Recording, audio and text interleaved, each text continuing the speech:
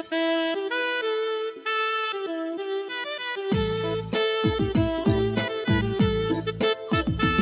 យខែទៀតដល់រ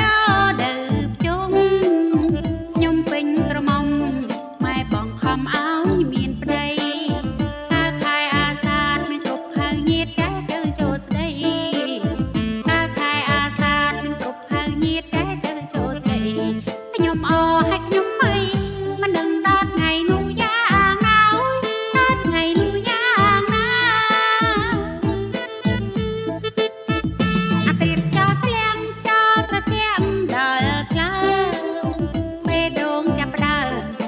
ជ្រឿមពើញ័រជឿផ្សាតើយ៉ាងណាទៅដែលគេធ្លាប់ហៅថាក្តីស្នេហាតើយ៉ាងណាទៅដែលគេធ្លាប់ហៅថាក្តីស្នេហាម៉ែចាប់ឲ្យខ្ញុំតាឲ្យតើវាស្នាខ្ញុំយ៉ាងម៉េចទៅ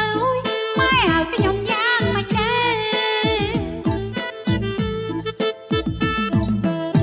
ចាសូមបាត់នេះសូមផ្ញើជូនដល់ប្រិយមិត្តទាំងអស់ដែលបានស្ដាប់នាងខ្ញុំចា រដូវកាលទំនេរពីកាហ្វេចាជ្រាបលេង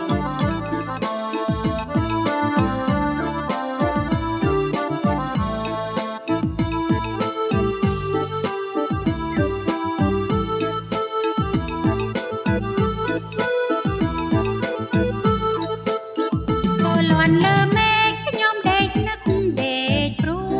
យនឹកដល់ពេលមួយខ្លាចមេឃបាំងធ្លាងរលំ ស្លាប់ខានបានប្តីនឹកស្ដាយដល់វ័យពេញក្រមុំ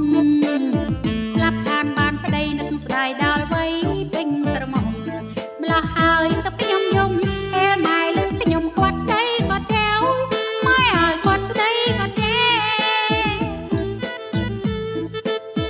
គេអបានប្តីឲ្យខ្ញុំភ័យដល់យំមេឃណារលំបាក់ធ្លាក់ទៅទេ ម៉ែខ្ញុំគាត់ស្ដីខ្ញុំនេះជាស្រីមិនច្រឡំទេម៉ែខ្ញុំគាត់ស្ដីខ្ញុំនេះជាស្រីមិនច្រឡំទេ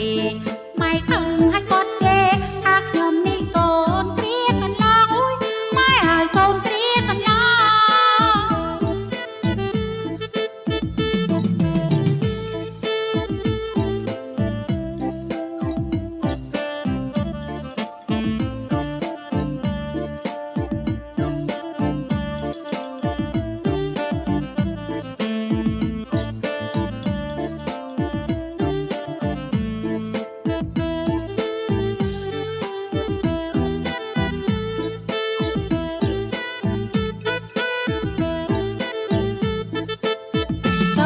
លើមេឃខ្ញុំដេកនឹកដេកព្រួ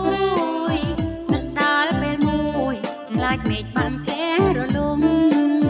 ស្លាប់ខានបានប្តីនឹកស្ដាយដល់វ័យពេញក្រមុំស្លាប់ខានបានប្តីនឹកស្ដាយដល់វ័យពេញក្រមុំម្លោះហើយទៅខ្ញុំយំពេលម៉ែលើខ្ញុំគាត់ស្ដីគាត់ចែវម៉ែឲ្យគាត់ស្ដីគាត់ចែ គេអបានប្តីឲ្យខ្ញុំភ័យដល់យំមេឃណារលំបាក់ធ្លាក់ទៅទេម៉ែខ្ញុំជាត់ស្ដីខ្ញុំនេះជាស្រីមិនច្រឡំគេ